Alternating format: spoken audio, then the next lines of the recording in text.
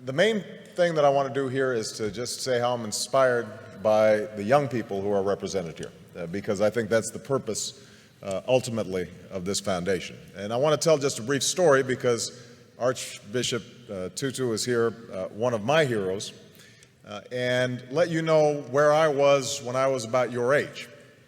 I'm really dating myself now, although I'm also dating the Archbishop, because back in 1979, I was a freshman in college at Occidental College in California. And I had had a somewhat rocky youth and teenage years. My father wasn't at home. I was growing up partly with my grandparents in high school. I'd gotten into trouble occasionally, was what my mother called a good time Charlie, meaning I wasn't really serious in terms of my studies, in terms of my work. Had some awareness of the world around me, had some sense of injustice and unfairness, but it wasn't finely honed, it wasn't well developed. And I remember in 1979 arriving as a freshman and doing what freshmen do, trying to figure out what courses are and trying to change your study habits and trying to identify that food in the cafeteria, what it is.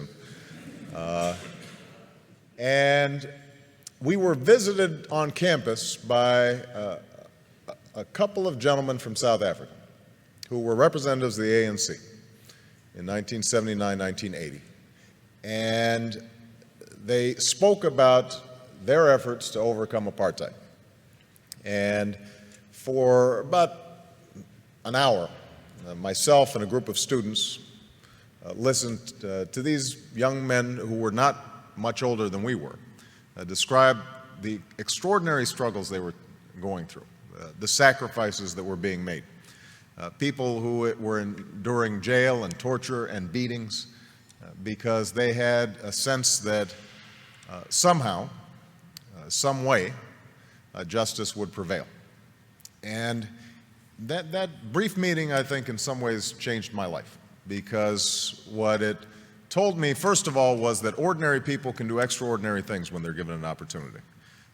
We sometimes think that our leaders have to have fancy degrees or well-educated or some public office somewhere. These young men had none of those things.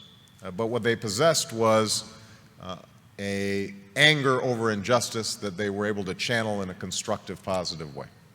And I thought to myself that they gave me some sense of the direction that my life might go. And so I became active in the anti-apartheid movement on campuses. And I'm not sure we were particularly effective. As I recall, Occidental College continued to refuse to divest despite the various protests that we organized as students. I transferred to Columbia, and there was similar resistance on Columbia's campus.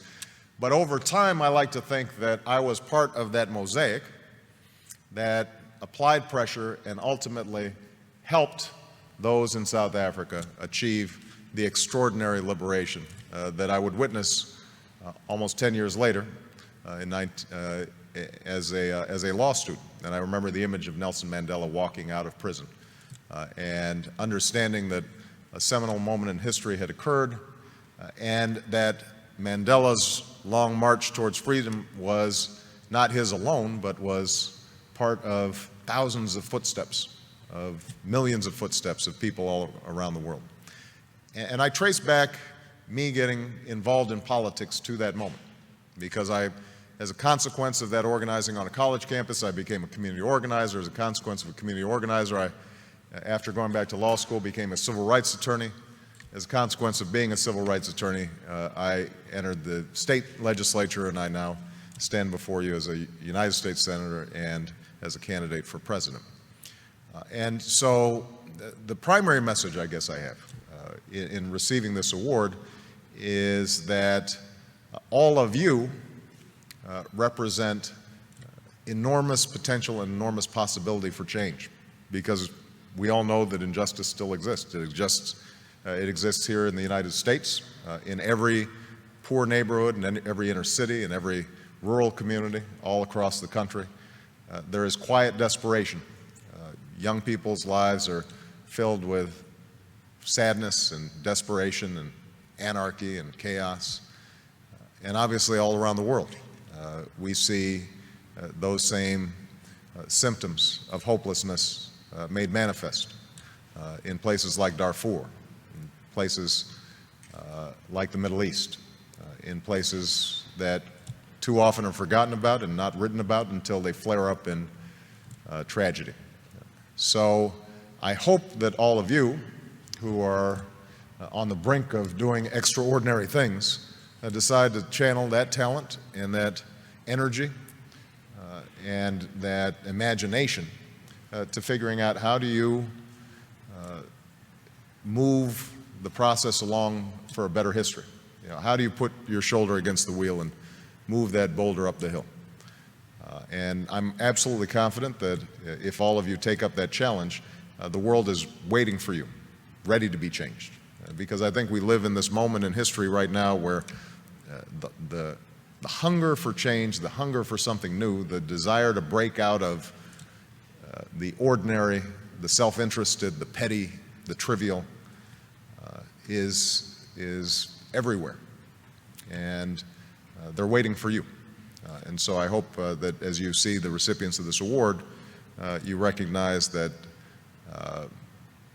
it's actually more of a tool to give you a little spark and drive you in the wonderful directions that I hope your lives take in the years to come. So thank you very much. Appreciate it. Thank you.